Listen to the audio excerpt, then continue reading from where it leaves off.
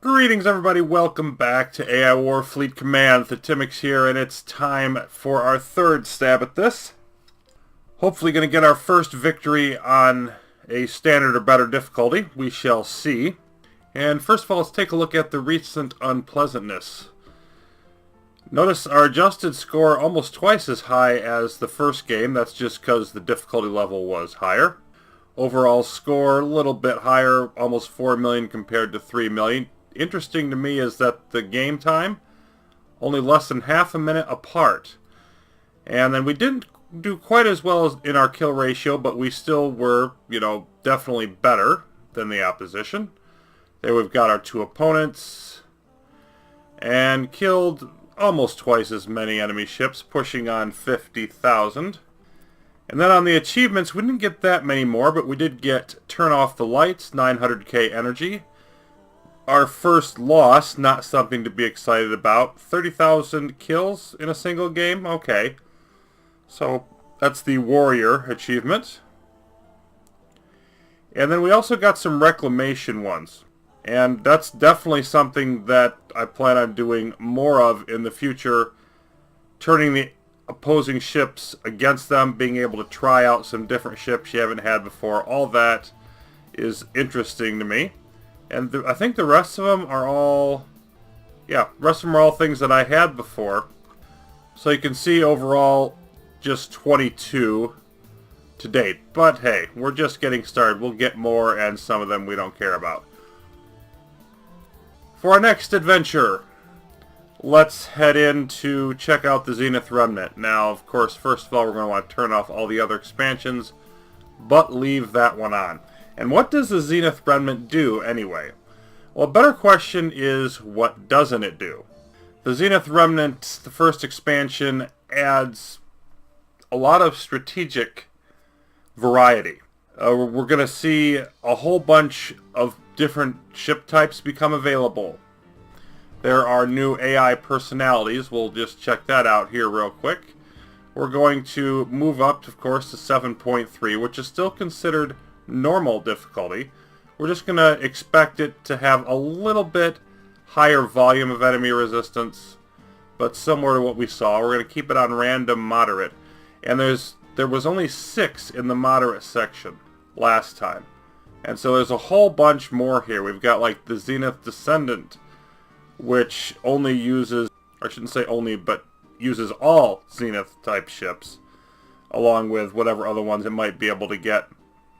Pretty aggressive. The one-way Doormaster adds black hole machines to all of its planets, so if you enter their planet, you either destroy the black hole machine or you die. And there's various other ones in here. So we've at least doubled the amount of potential AI opposition that we may run into. One of the things I want to change here is go up and just do a game on the largest galaxy size, 120. And that's mostly just because I want to experiment with it. Might as well try all of the different options. And there's just going to be more options where we can go. It's also going to be a little bit more strategic in terms of which ones are we going to pick. A little bit tougher to scout, a little bit tougher to get to where the AI home worlds are, just because there are more places to look into. And we're going to want to do the realistic map style still. We can change this. There are other ones. There's a few more that are added here. These tree spokes, snake, vines, lattice, all of these come from the Zenith Remnant expansion. So you can see the descriptions of them. Long branching strands for the tree. The spokes. And those connections are all centered around a few key central areas. Either like there's one of the spokes right in there. There's another one. There's another one. So on and so forth. Doesn't really look like wheels like you might expect. Then there's the snake. Rather self-evident one. Vines, which are really quite chaotic, I find. And then the lattice, which gives you a bunch of these, junctures like this. And they're more orderly. But I prefer the realistic type. I'm going to stick with that. And ship types. Well, there are a lot more ship types in the Zenith Remnant. And not only are we going to use those, but instead of the normal, which turns off a bunch of these, we're going to go to complex. We're just going to enable everything for this one. We've seen enough, I think, to do that.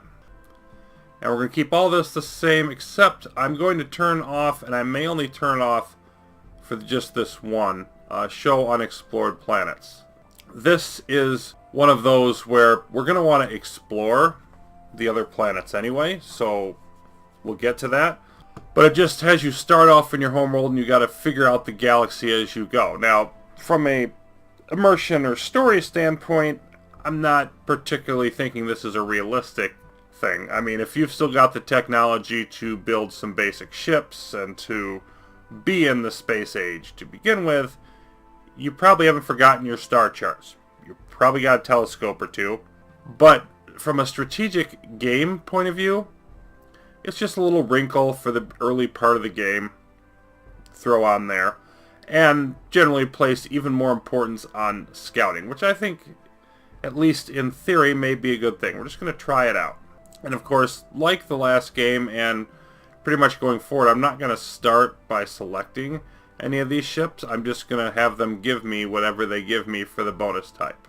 Alrighty then. So now we're going to get into what AI options we're going to pick. And first of all, on the right side here, all of these are the same as they were. But I am going to select schizophrenic for the AI modifiers. Going to leave the auto AI progress where it is. Schizophrenic. Again, we'll send mixed waves of ships, which I think is a little more interesting, even if it is a little more difficult.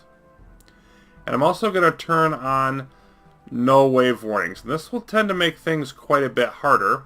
And one might wonder, well, why are you trying to make it harder when it's, you lost the last game, for Pete's sake? Well, I'm interested in just trying out what it's like here, because I do think the whole mechanic where you're told what the AI is doing before it does it is, I'd like to get away from that if I can.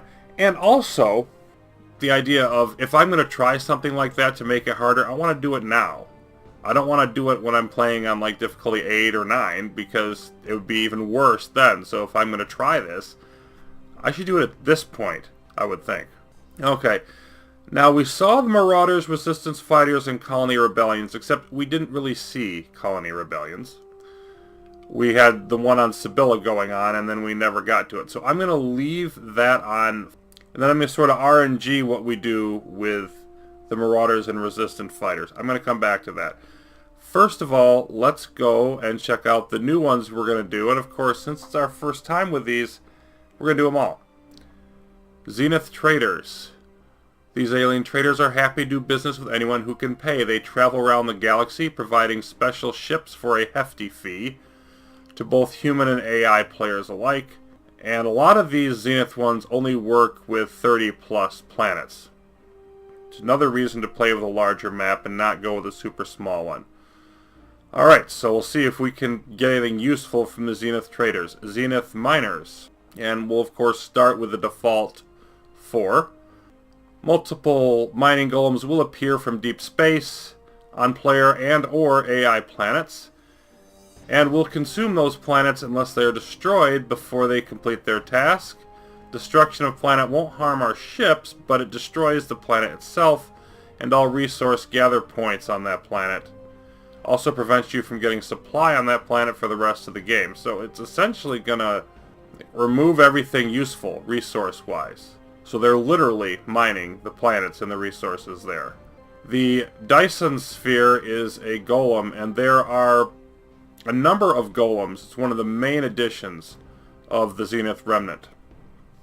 Golem being basically just a really large and powerful vessel slash building, although it's more a vessel because it moves around.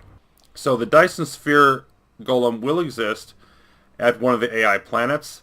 It's a massive fortress that will attack human and AIs. If you free the planet, it will realize your benign intent and help you fight the AI on nearby planets. If you take the planet for yourself, it's going to attack you until you give up the planet.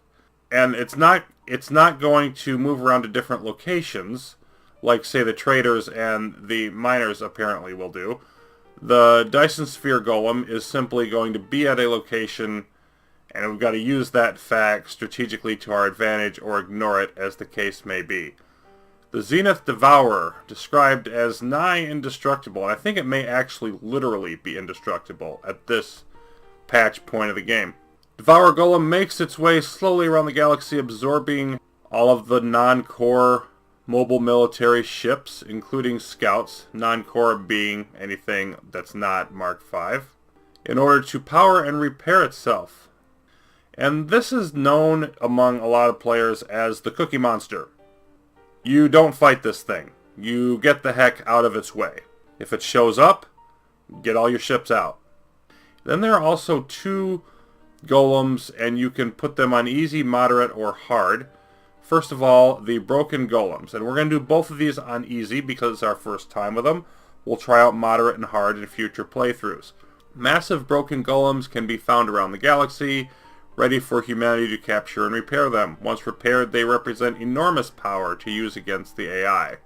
Easy version gives us the golems with nothing to benefit the AI. Our adjusted score will be halved. And the botnet golem. Somewhere in the galaxy lurks the broken hulk of the terrible botnet golem. If found, captured, and repaired, it can inhale entire waves of AI attack ships and turn them into tireless, if uncontrollable, defenders of humanity. And the same deal, our score is halved. We're going to take this, and it's not going to benefit the AI in any way. Now, if you take these and you put them on moderate, the broken golems, you need a moderate cost, energy cost, to support them, and you also get a small AI progress boost. Broken golems on hard, they will launch large exogalactic strike forces regularly as a result of us having this on. That would not be a whole lot of fun. And then for the botnet golems, it's similar. The medium moderate version gives you a big AI progress increase. They require a lot of energy to run. And then the hard version, again, you get the exogalactic strike forces that you have to deal with, encouraging you to get... Now back up to the other 2 human ones that we saw before. Okay, so I got all the RNG stuff in place, and basically how I'm doing that, it's very simple. I'm just doing a 20 dice roll from random.org, 1 through 10, then I choose that number for the intensity of the faction. If it's 11 through 20, I don't pick it at all. And I just want to have a cocktail of results that I end up with, which is not, predictable. We're going to see some of everything, not always going to have all or mostly even all of the factions in each playthrough. But then, of course, I want to get the experience of doing all of them at least once. Now, the Human Colony Rebellions, again, since we didn't quite get to it last game, I just bumped it up to a 5, and I'll keep bumping it up until we actually get to it. And then the way that it came out is that we are going to have the Marauders, but only at a 3, and the Resistance Fighters only at a 1, so they're barely going to be on there at all. Human Marauders are going to be a little bit lower than usual. Well, that's a slightly negative thing for us. Obviously, we prefer to have more Resistance Fighters to help us out. And then finally, the AI plots. Well, the Avenger, notice there's no more here. The Zenith Remnant does not actually add any more AI plots to our list. I'm going to put the Avenger on both of them, just so I can pick whichever one I want to attack and know that I'm still going to get that experience. And then with the counterposts and warp relays, the way that came out is that we're going to have it for the first AI for both of them and not for the second one. So, since that happened, I figured, well, we're going to try out the Astro Trains this time anyway. We'll put them on the second AI to sort of balance the 2 of them out. So, that is our setup for the Zenith Remnant. It's time to see what this galaxy has in store for us.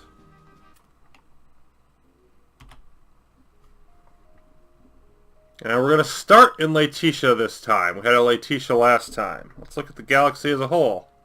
Ah! Yes, there's nothing there. Okay, let's take a look around and see what's new. These are back. We saw those before, the cryogenic pods. No real change there. Any new ships? The new one is the Cloaker Starship, it looks like. That's the only one that I see here that's new. Cloak some other ships near it, even if they don't normally have cloaking.